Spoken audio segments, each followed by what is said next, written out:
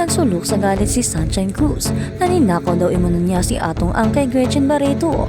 Sa isang nakakagulat na pasabog, hayag itinagin ng aktres na si Sunshine Cruz ang mga akusasyon na ninakaw niya ang negosyanteng si Atong Ang mula sa dating aktres na si Gretchen Barreto. Ang mga viral na chismis na pumapalibot sa kanilang komplikadong love triangle ay umabot sa bagong taas, kung saan tinugunan ni Cruz ang sitwasyon sa isang maalab na pahayag na pumukaw sa entertainment industry at social media.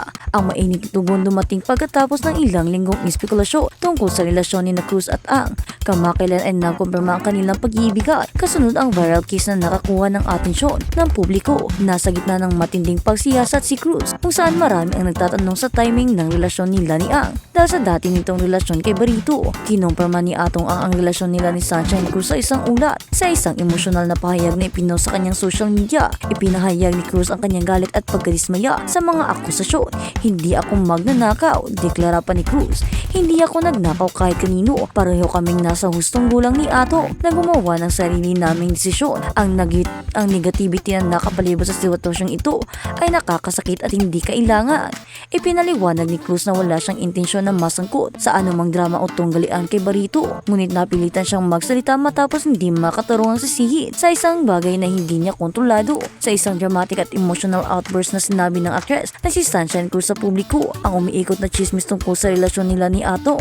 Negosyante si Atong Ang na itinanggay ang mga akusasyon na ninakaw siya sa mula sa dating actress na si Gretchen Barreto. Umabot sa bagong taas ang kontrobersya, nagsimula ang drama.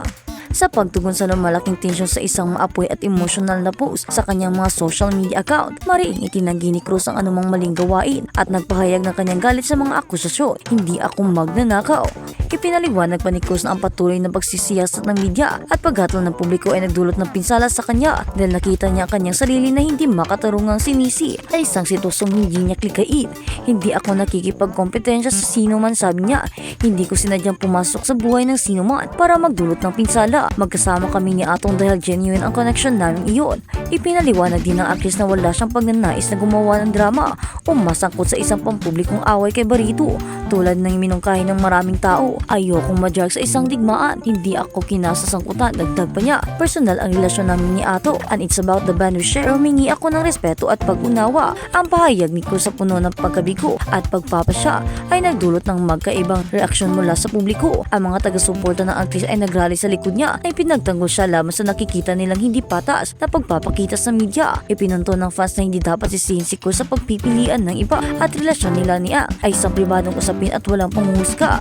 Ang kabilang banda, ang ilang mga kritiko ay patuloy na nagpapahayag ng pagdududa at pagkabigo na binanggit ang timing ng relasyon at ang nakikitang epekto nito kay Barreto. Ang patuloy ng media coverage ng love triangle ay nagdulot ng mga debate sa social media kung saan magkaibang panig ng argumento ay nakakuha ng traksyon, samantala nananatiling tahimik si Ato sa isyo na nagpapahintulot kay Cruz na magsalita para ipaliwanag ang dalawa. Gayunpaman malinaw na pinanindigan ng negosyante ang kanyang bagong karelasyon na nagbigay na ng pahayag sa kanyang kaligayahan kasama si Cruz at ang kanyang pagnanais na ipagpatuloy ang kanilang pag-ibigan. Si Sunshine ay matagal nang minamahal ng tao sa entertainment industry na kilala sa kanyang talento sa pag-arte at sa kanyang katatagan sa pagharap ng hamon. Ngunit ang pinakabagong kabanata ng kanyang personal na buhay ay tsak na iniligay siya sa ilalim ng isang mikroskopyo. Sa kabila ng personal na pinsala, nangako si Cruz na manatiling matatag at nakatuon sa pinakamahalaga sa kanya, ang relasyon nila ni ang kanyang pamilya at ang kanyang karera. I know what's important and that's what I'll continue to focus on. Pagtatapos pa ni Cruz, salamat sa mga umunawa at sumuporta sa akin. Sa mga hindi, hinihiling ko na igalang ninyo ang aking pinili at hayaan akong mamuhay ng mapayapa. Habang nagpapatuloy ang sitwasyon ay nanatiling hati at publiko. Inaalam kong makakaapekto hindi ang kontrobersyang ito sa relasyon ni Cruz at Ato. Ngunit isang bagay ang malinaw, hindi umaatas si Sunshine Cruz at handang ipaglaban ang kaligayahan at ang pag-ibig na kanyang natagpuan. At sa kabilang banda naman, pinatunayan ni Gretchen Barreto na numero lamang ang edad. Muling pinatawa ng aktres na si Gretchen Barreto ang mga netizen sa kanyang magandang kuha sa social media. Pinahangan ni Gretchen Barreto ang mga ilang netizens sa kanyang mga litrato. Mukhang kabataan sa mga snaps and reels na ipinahagi ng celebrity hair at makeup artist na si Mark Coa at Aris Manuel sa Instagram, matabang na pinatunayan ng aktres na 54 years old pa lamang aktres na numero lang ang edad. Bukod sa mga snaps, Ancoa at Manal ay nagbahagi rin ng magandang reel ni Barito. Suot ang kanyang skin tone long sleeve, crop top ng may nagpapandigad sa kanyang magandang mukha at tukoy ng humbog ng katawan. Sa unang bahagi ng taong ito, ipinaliwanag ng aktris na isang vlog ang kanyang mahabang pahinga sa social media at sinabing hindi nito nasusukat ang kanyang kaugnayan sa entertainment industry. Ako ay may kaugnayan sa social media o hindi, ito hindi isang bagay na maaari mong burahin lamang dahil wala kang social media. Sa katunayan, naniniwala ako na mas mahalaga ako dahil hindi ka alam ng mga tao kung nasaan ako at kung ano ang ginagawa ko, aniya pa. At habang sa kabilang balita naman, Atong Ang may showbiz connection bukod sa Barito Sisters, anak ng aktris na si Eileen Yu. Hindi lamang ang Barito Sisters na si Gretchen Barito at Claudine ang showbiz connection ng controversial businessman na si Atong Ang. Anak nito ni Atong ang aktris na si Eileen Yu. Hindi pa masyadong pamilyar sa publiko si Eileen, pero lumabas na ito sa isang defunct teleserye ng ABS-CBN ng araw-gabi.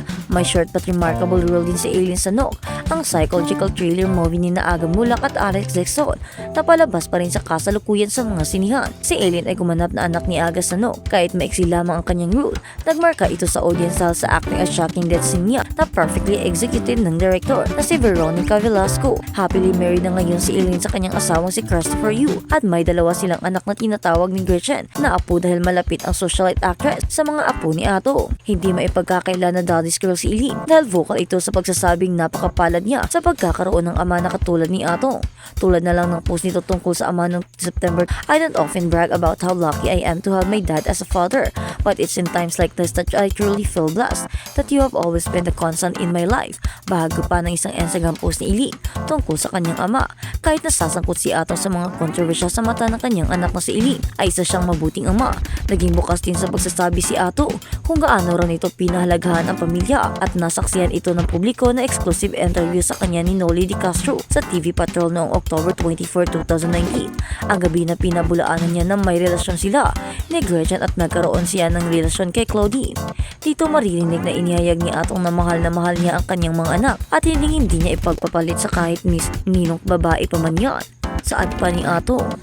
Kaya nga, sobrang proud si Eileen sa kanyang ama dahil napakaswerte niya rito. Isang mabuting ama at mapagmahal sa mga anak, isang supportive pa sa kanyang mga apo. Si Atong ay sobrang napakablas sa kanyang mabuting puso. Meron pa siyang sunshine cruise na sobra ring kabutihan ang meron sa puso na kahit na sa issue ay hindi pa rin nagagalit. Siya ay isang taong huwaran talaga, hindi pumapatol sa issue dahil alam niya kung ano ang totoo at alam niya kung ano ang tunay na pag-ibig na meron sila ni Atong. Kaya si Sunshine Cruise at Atong Ang ay ating suportahan. Sila ay napakagandang couple. Sila ay men at fated sa isa't isa. Kaya naman suportahan natin ang dalawa. Atong Ang at Sunshine Cruise. Suportahan.